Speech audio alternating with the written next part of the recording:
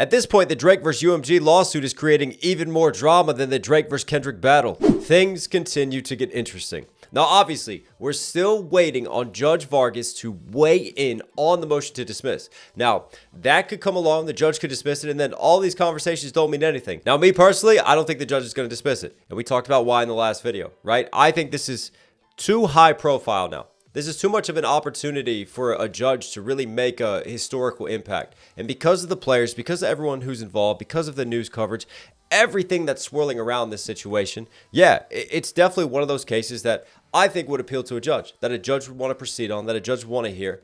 And knowing that when things get weighed in on, when things do get decided, you know, they're going to be talked about for years to come. Like, this is your chance to truly have a place in the history books. This is something that lawyers and judges will reference and will use as precedent for many years beyond. So in the meantime, while we wait for that important decision, Gottlieb and Drake's lawyers continue to have this back and forth with UMG as they go through the process of discovery. And it seems like Drake's lawyers are not very happy with UMG's responsiveness, right? They got some contracts back. They requested recording contracts, which were heavily redacted. So they've gone and filed and complained to the judge, but they've also released documentation and released filings requesting evidence. And I think it's really interesting because it shows you kind of where this case is going to go from their side, right? In terms of who they have as their targets, who they've identified as who they want to depose, what documentation they want, and what they're looking for. And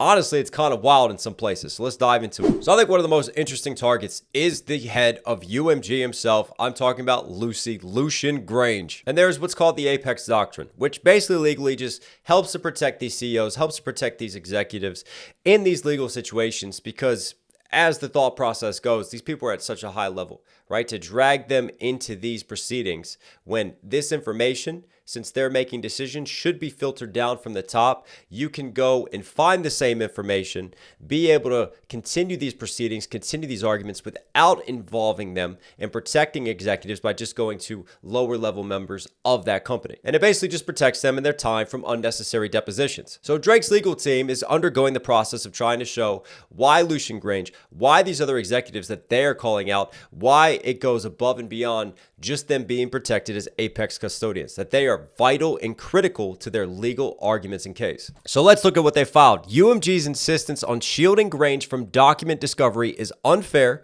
unwarranted, and inconsistent with fundamental principles of discovery. The AC is replete with allegations regarding Grainge's role in approving the publication and promotion of the defamatory material. They're talking about Not Like Us. His position of control over the artist UMG represents in the workplace code by which UMG operates, and his knowledge of the ongoing harm to Drake and Drake's denials of the allegations in the defamatory material. The AC alleges that Grainge was involved in the initial publication of the recording and image and video. So Lucian Grainge, at the very top, when Not Like Us is getting ready to be published, when it's going to go out, he was the one who ultimately approved all this and said, let's move forward with it all. That's what they want to prove. That's what they want to show here. The AC connects these allegations directly to Grainge, alleging that in 2022, he praised Drake's contract extension by calling him one of the biggest artists of today and expressing that UMG couldn't be more excited about what lies ahead for its relationship with Drake. Now, why are they trying to show this? They're trying to show that obviously, like, Drake used to be the favorite. Drake used to be favored by Lucian. They're trying to show this connection, that Lucian has been actively involved in Drake's career. Thus, wouldn't it be weird that all of a sudden, like, these diss tracks against what Lucian has accepted and even acknowledged as UMG's biggest artist, as one of their huge money makers, surely they would have an interest in wanting to not throw Drake under the bus, but to protect Drake from any type of defamation. So you can see the angle and the setup of how this is going. Now, here's where it gets interesting. The AC also alleges that Grainge is the author of the introduction to the UMG Code of Conduct. Here it is, which states that UMG does not tolerate human rights abuses such as human trafficking and unsafe or unfair work practices, and only conducts business with partners who share our commitment to protecting human rights. So basically, they're trying to say that, you know, UMG has this code of ethics. They have this way of acting, and they went completely against that, completely against what their stance is, what their compass is in terms of how they handle things as a company, how they're supposed to handle things in relation to this Kendrick Lamar defamation via Not Like Us of Drake. The AC alleges that Grainge has personal knowledge of the massive harm created by false accusations of sexual misconduct and how such accusations can destroy someone's reputation instantly.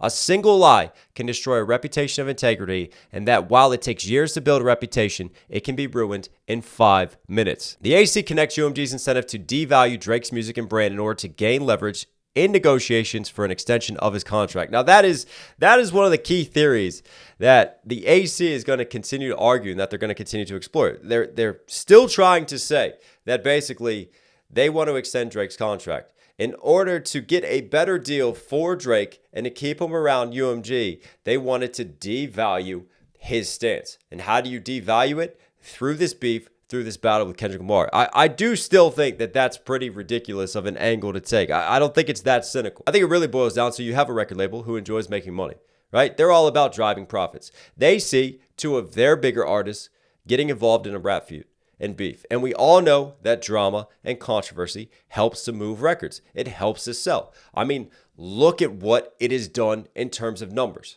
right? In relation to the songs around this beef. So, what is the record label going to do? Of course, they're going to push it. And they do have a naturally incentivized structure, which pits, because again, they're one of the biggest music multinational corporations in the world. And the thing is, they have such a huge umbrella. They have such a huge structure in terms of Interscope, where Kendrick is, in terms of Republic, where Drake is, and all the different arms and branches. I mean, these could be record labels in and of themselves, but obviously they're all assumed under the umbrella, the giant corporation, the giant entity and power that is UMG.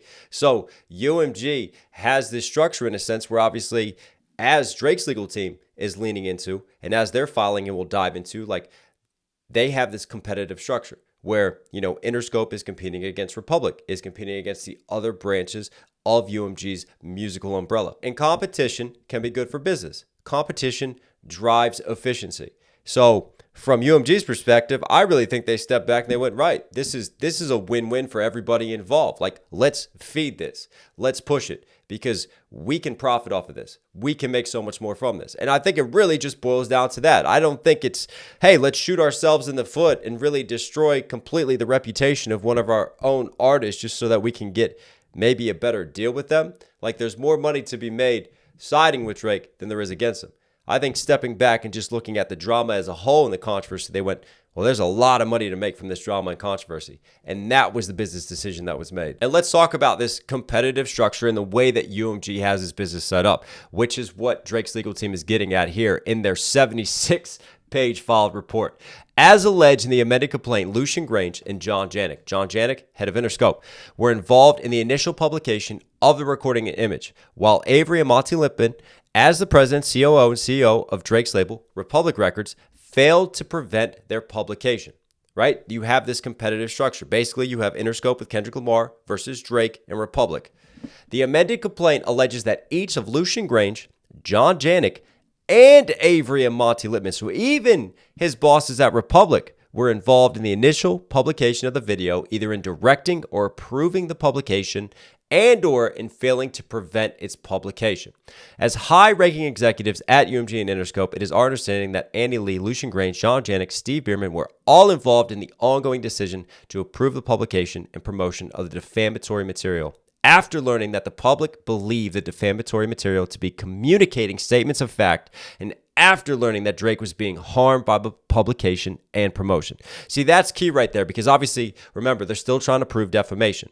So the point that they have to prove, which is a big mountain to climb, is they have to prove that UMG execs believe that the public took all this information and took all of Kendrick's statements as a statement of fact, and then they acted maliciously, right? UMG's arguing, hey, this is a rap battle. We all understand this is the realm of entertainment, right? There's going to be hyperbole. That's the nature of music. And most of the public is smart enough to appreciate the art form that it is, to appreciate that it is entertainment, that it is a battle, and not to take it as seriously as what Drake's legal team is trying to position it as. And that's ultimately the big logical point that either needs to be proven or disproven that is going to decide this case in the end. But man, do they have Lucian in the scope. Lucian Grainge is highly likely to have relevant documents about the recording and the 2025 Grammy Awards as he was recorded at the Grammy Awards celebrating Kendrick Lamar's wins and high-fiving Lamar's producer and mentor as the recordings played in the background. So here's the Grammys coming back into play, and that instance now being used and leveraged against UMG. They then go on to call out the Apex custodians, who they want. They're really focused especially on John Janik's incentivized structure because they want to show basically that he was super incentivized to uplift Kendrick over Drake, and because of that incentivization, he acted in a malicious way and was willing to be incredibly defamatory towards Drake and to get things approved and to get things pushed through that otherwise should go against UMG's code of ethics, should go against UMG's code of conduct. This is Drake's legal team's angle and all that they're trying to prove here. And speaking of UMG's code of ethics, being willing to censor artists, I think a really interesting twist is, for me, one of the greatest diss tracks of all time because basically it made Drake take ownership of his kid. I mean, Pusha T was basically a private investigator in this, but they have referenced Pusha T in Clipse in the story of Adidon, but they've twisted it and used it to their advantage. Check this out. Request 30 seeks the same types of documents with respect to musical works by Pusha T, and in particular, Pusha T's song The Story of Adidon. As press reports indicate, the UMG-owned record label Def Jam suppressed and muddled, if not outright nixed, the release of verses in which Pusha talked about his shit next to people closely affiliated with Drake. So basically going, look, Pusha got censored. Pusha wasn't allowed to say certain things, and he was involved in a battle with Drake. Why did this not happen with Kendrick? And it goes further, and this is why they're so interested in Kendrick's contract as well. Plaintiff alleges that in UMG's standard long-form contract and UMG's contract with Mr. Duckworth, UMG has a contractual right to censor or restrict musical works, including rap lyrics based on what UMG perceives to be defamatory or otherwise harmful content. Insofar as UMG has historically exercised those rights, and plaintiff has reason to believe it has, and they're showing. They did it with the story of Adidon, right? Documents surrounding UMG's decisions and actions are relevant to plaintiff's defamation claim. They're showing why this is why we need the recording contract. And speaking of documents that they're still requesting for discovery, oh, there's a hell of a list here.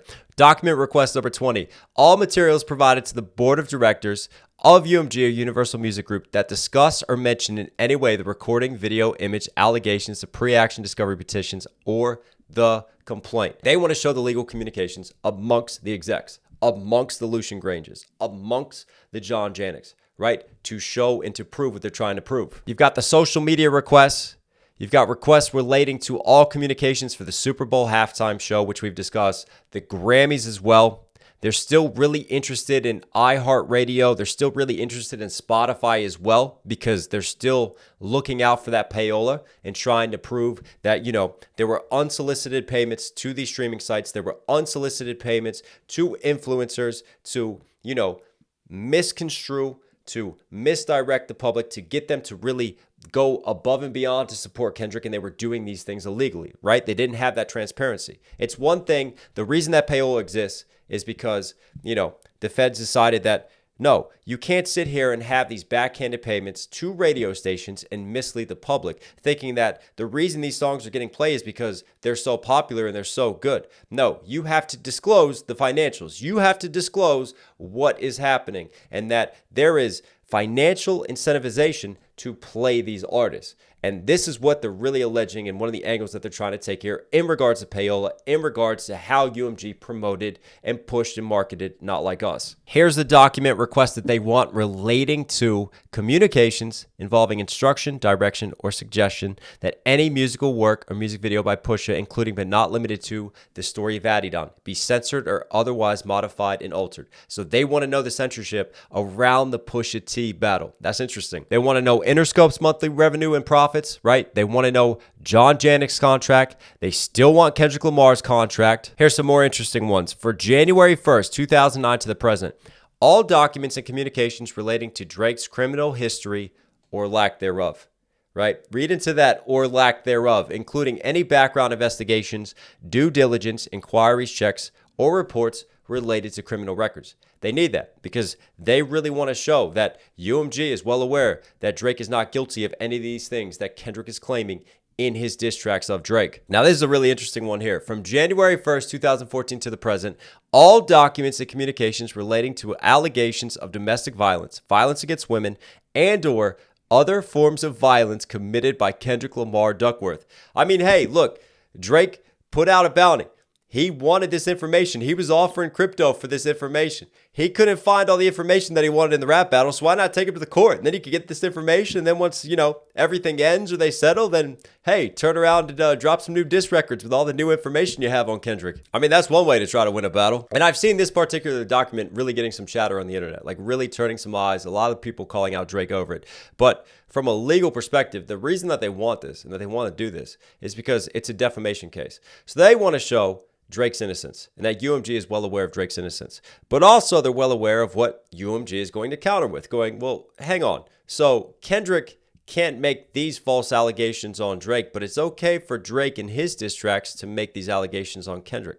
So what they're trying to show is that they weren't actually false allegations that Drake was making on Kendrick. They're trying to prove that UMG was aware that Drake is only speaking truths on Kendrick. That is a wild twist. And then obviously the other one is Drake alleging that, Dave Free is the father of one of Kendrick Lamar's children. So here we go. From January 1st, 2019 to the present, all documents and communications relating to David Isaac Friley, aka Dave Free, and his relationship with Kendrick Lamar Duckworth and Kendrick Lamar Duckworth's children. It's like circus court, man. This is crazy. This is an interesting just side quest. I'm not sure how this is going to be relevant, but we'll see if it gets brought up in court later on. All documents and communications relating to the vandalism that occurred at Drake's OVO clothing store in London on May 7th, 2024. As alleged by the complaint. And if you thought we still weren't involved, don't worry, we are. From August 1st, 2023 through the present, all documents and communications relating to whitelisting on third-party platforms, including but not limited to YouTube and Twitch for any musical works or music videos, including but not limited to first-person shooter and like that as well. That's interesting. I don't think that was whitelisted. I don't think we were able to monetize those. I'll have to dive back into that. That's interesting that we're going even further back to that now. Push-Ups, Euphoria, Family Matters, and Meet the Grams. And we've talked about this, and we talked about how this involves us. And I think what's really interesting is, obviously, we all know what's going on with reaction channels, with breakdown channels like mine and UMG, and just getting clapped with copyright strikes, takedown notices, all the issues that we're having. And I think what's really interesting is that I have a theory that UMG did this whitelisting, sat back, calculated, and researched how much money they could make off of reaction channels. And now that is the reason why you see them getting so aggressive with reaction channels, because they whitelisted sort of in this good faith act of, hey, you can do this, you can get away with this, look at this, look, we're supporting. When really they were taking that information, looking at it from a business perspective, and they've now used it against reaction channels. They've now leveraged it, and that's why they're attacking, because they see us as taking money out of their pockets, and now they're trying very aggressively to put money back into those pockets. But I digress. They also go into wanting all documents and communications relating to the use of bots, artificial streaming, or similar methods in connection with the recording image or video on any platform, including but not limited to Spotify, YouTube, and TikTok. So they want to see if there's bots going on. They want to see if there's payola going on. All these discussions, right? They're trying to prove that this has happened. They're trying to show actual substantial evidence that they can prove in court. Then we carry on down to all documents and communications with Kendrick Lamar Duckworth, his agents, or anyone working on his behalf relating to the meaning or intent of the recording, image, or video, or any portion thereof, including but not limited to the following. Say, Drake, I heard you like him young. You better not ever go to cell block 1. Just make sure you hide your little sister from him. Certified lover boy, certified what? Wop wop. Trying to strike a chord, and it's probably A minor. So we're showing Kendrick's lyrics, right? Rabbit hole is still deep. I can go further, I promise. Share the stories how you want. Hey, Drake, they're not slow. The name got to be registered and placed on neighborhood watch. Predatory moving flocks. So we want every communication, everything around these lines, because that's what they're going to hone in on. That's what they're going to use for their defamation angle. Oh, even the image of Kendrick Lamar playing hopscotch, the image of a caged owl, the image of shipping containers. Every single type of artistic expression in symbolism, even the caged owl. So it's okay when Drake has the owl on power lines, right? And he's trying to clap back at that symbolically. He can use symbolism, but Kendrick can't use symbolism. Really interesting angles for some of these. But yeah, man, definitely some mixed, interesting takeaways from that one. I do think there's still some wild claims going on by Drake's lawyers. Just some really, yeah, I don't see some of them really holding water or carrying weight in court. But there's also some logical ones as well. There's also ones that make sense. I can see and understand why they're approaching it from the perspective that they're approaching it from. And yeah, this is really getting interesting. This is really starting to heat up. But let me know what you guys think about this, about just the next set of news, the next progression of this. And obviously the biggest headline that is going to hit that we're still waiting on is to see if this gets dismissed or not. We will see, but let me know.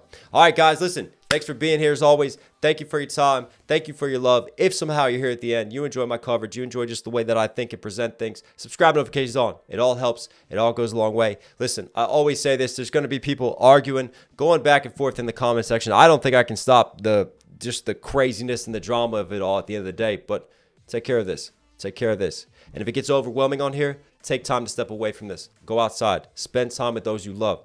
Right? Spend time out in the world. There is so much more to life. All right. I love you guys. I'll catch you again. You know I'm going now with a bang. Bang. Tell them leave the bag in a bang. Bang. You should check the tags where we hang. Hang. You know I'm going now with a bang. Know I'm going now with a bang. Bang. Tell them leave the bag in a bang. Bang.